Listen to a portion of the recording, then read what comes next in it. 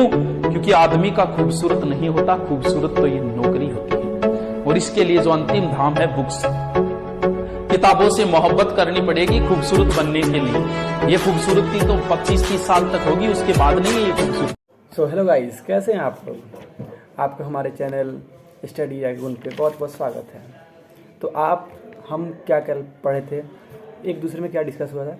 पहला डिस्कशन क्या होता है, इम्प्योरिटीज़ क्या होता है, और उसमें सोर्सेस ऑफ इम्प्योरिटी में पहला आपने क्या पढ़ा, रॉ मटेरियल। अब हम लोग नेक्स्ट क्या पढ़ेंगे, मेथड ऑफ मैन्युफैक्चरिंग।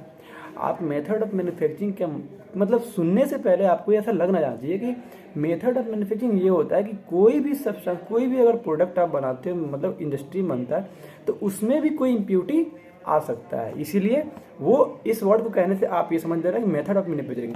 अब आगे चलेंगे, reagent use in manufacturing process. तो अब आप इसका टॉपिक का नाम क्या था, reagent use in manufacturing process. जो रिएजेंट यूज होता है मैन्युफैक्चरिंग के प्रोसेस के टाइम, उसमें कैसे इम्प्योरिटी इंटर कर सकता है। फॉर एग्जाम्पल, एक एग्जाम्पल आपको देकर मैं समझा देता हूँ कि calcium carbonate contain soluble alkali as a impurity. आप समझ रहे हो, कैल्शियम कार्बोनेट मतलब soluble alkali metal, soluble alkali आपको वो इम्प्योरिटी के तौर पे ले सकते। तो अगला है reagent use in eliminating impurity. अब कौन सा रिएजेंट यूज होता है मतलब इम्प्योरिटी को हटाने के लिए। फॉर एग्जाम्पल, आपको एक एग्जाम्पल में देकर समझाता हूँ कि barium is use for remove sulphate from potassium iodine. जो आपको बेरियम यूज होता है क्या, रिमूवल ऑफ सल्फेट, सल्फेट को मतलब रिमूवल पोटेशियम आयोडीन में सल्फेट को रिमूव करने के लिए क्या यूज होता है, बेरियम। तो क्या कि बेरियम इसका इम्प्योरिटी शो करता है फार्मास्यूटिकल प्रिपरेशन के टाइम में। एक आपको नोटेबल पॉइंट है, बहुत अलग पॉइंट है। आप बी फार्मा कर रहे हो तो कुछ भी मतलब एक और एडेड पॉइंट नोट में लीजिएगा। Potassium iodine use to treatment of कफ।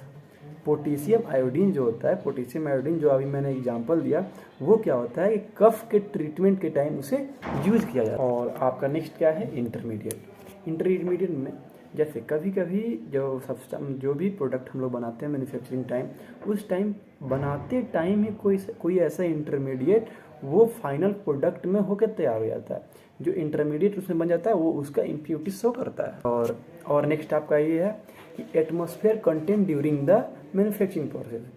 और ये पॉइंट अच्छा है कि एटमॉस्फेयर कैसे मतलब कंटेन करता है ड्यूरिंग मैन्युफैक्चरिंग प्रोसेस, कि अगर कोई भी सब्सटेंस मैन्युफैक्चर्ड हो रहा है, जैसे कि atmosphere contain dust like calcium oxide, sulphur, silica, hydrogen, etc, बहुत सारा ऐसे एग्जाम्पल है जो गैसेस हैं, जो कोई भी सब्सटेंस, कोई भी आप कंपाउंड बना रहे हो और उसमें वो आपको इम्प्योरिटी के तौर पे उसमें एड हो जा रहा है। तो वो कौन कर रहा है, वो आपका एटमॉस्फेयर के थ्रू आपके इम्प्योरिटी में वो मतलब आपके कंपाउंड में वो इम्प्योरिटी एडेड हो जा रहा है। आपका अब नेक्स्ट क्या है, मैन्युफैक्चरिंग हजार्ड। मैन्युफैक्चरिंग हजार्ड वो है जो आप मैन्युफैक्चरिंग के टाइम पे जब कोई भी दवा या फिर कोई भी कंपाउंड आप बना रहे हो, उसमें जो एक्स्ट्रा फॉरेन पार्टिकल, जो मतलब एक समझिए कि डर्टी पार्टिकल जिसमें ऐड हो जाएगा, वो हो जाएगा आपका मैन्युफैक्चरिंग हजार्ड। आपका नेक्स्ट क्या है, एरर्स इन मैन्युफैक्चरिंग प्रोसेस।